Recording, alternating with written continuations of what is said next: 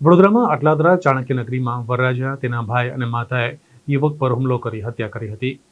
વડોદરામાં આટલાદરા ચાણક્યનગરીના વુડાના મકાનમાં પ્રકાશ રોહિતના લગ્ન હોવાના કારણે ગરબા ચાલતા હતા. આ દરમિયાન પ્રકાશના નાના ભાઈ અજયે પવન પાસે આવીને ઝઘડો કર્યો હતો. આ દરમિયાન અજયની માતા હંસાબેન ત્યાં આવી ગઈ હતી અને તેઓએ પવનને લાફો માર્યો હતો. જે બાદ વરરાજા પ્રકાશ તથા તેની માતાએ પવનને પકડી રાખ્યો હતો અને અજયે ચપ્પુના ઉપરા છાપરી ઘા ઝીકી દીધા હતા.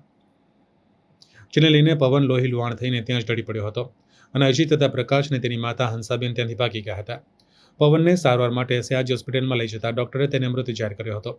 બનાવને લઈને આટલાદરા પોલીસ ઘટનાસ્થળે પહોંચી હતી અને પોલીસે આરોપીની શોધખોળ હાથ ધરી છે. આમાં કુલ 3 આરોપી છે.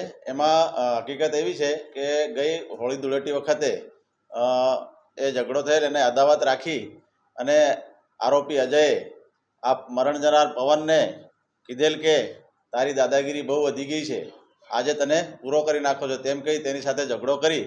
એ દરમિયાનમાં એની માતા અને પ્રકાશ આવી ગયેલા અને પ્રકાશ અને એની માતાએ અજયની માતાએ એને મરણ જનારને પકડી રાખેલ અને આરોપી અજય તેને છાતીના ભાગે તથા બરડાના ભાગે અને માથાના ભાગે ઉપરા છાપરી ચપ્પુના ઘા મારી જીવલેણ ઈજો પહોંચાડી અને એકબીજાની મદદગારી કરી અને મોત નિપજાવેલ છે.